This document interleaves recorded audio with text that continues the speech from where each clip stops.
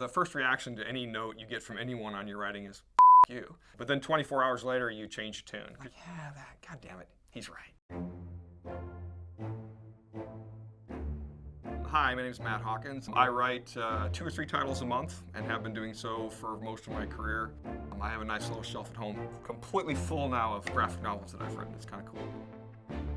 So always like to read, love fiction, love movies. Saw Star Wars in the theater when I was 7, and I ran a Dungeons & Dragons game. I started playing that in 76 or 77. I really do actually, in hindsight, credit sort of my running a D&D game back in the late 70s and early 80s as the reason I can write today.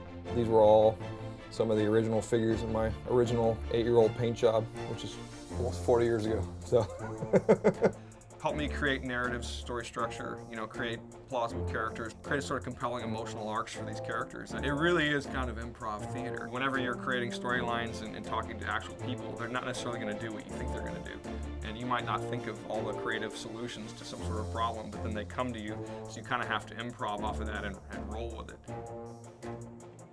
Well, I was working on my master's. I paid my own way through school, so I was working a full-time job. I was in a lab 30 hours a week. I was in class another 20 hours a week, so my life kind of sucked. I had a nephew who's 13 years younger than me that was into comics. I actually didn't read comics. He asked me to take him to a comic book signing. I took him to a signing, waited in the long line, and there was an artist in front of me that got hired on the spot.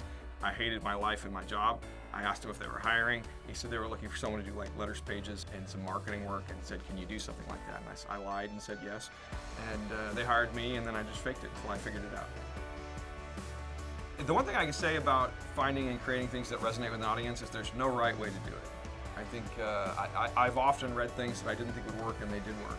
It really is about making an interesting character and trying to figure out a way to get those people to care about that character.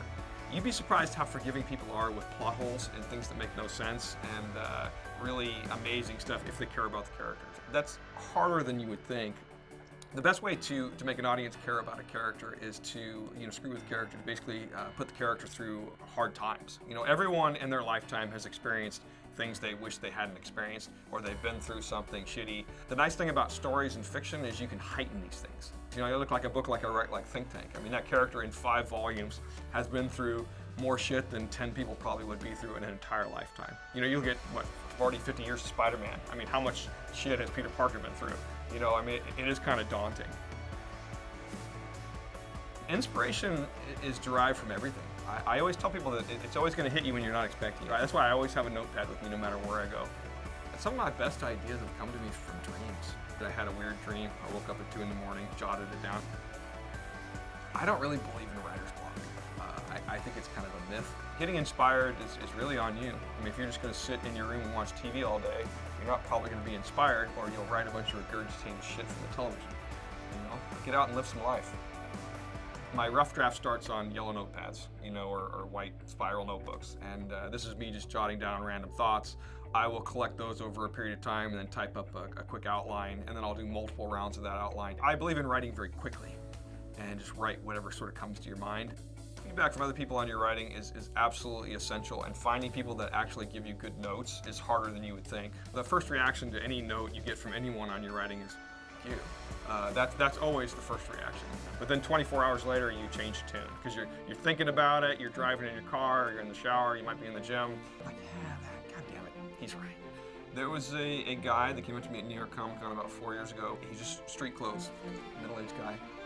Comes up and starts talking to me about Think Tank. He started telling me some of the things that I got wrong in the book. And at first, that happens, you bristle a little bit. And then I started listening to him, and I'm like, holy shit, this guy really knows what he's talking about. And so I was listening to him, we had this conversation, I talked to him for a while. Turns out he's a general in the Army, and knew exactly what he was talking about. And so I shocked him because so I said, you know what? Here's the good thing about comics. I'm gonna sell out of that printing, and we're gonna make a new one, and I'm gonna fix it. And then he saw that I did that, and I think he was impressed by the fact, that I actually took the feedback, incorporated it, and I fixed it. I'll never forget that because he seemed so shocked when I sort of rolled with what he had to say. Historically, people think of writers as being these reclusive people that sit in their rooms and type, That just doesn't fly anymore.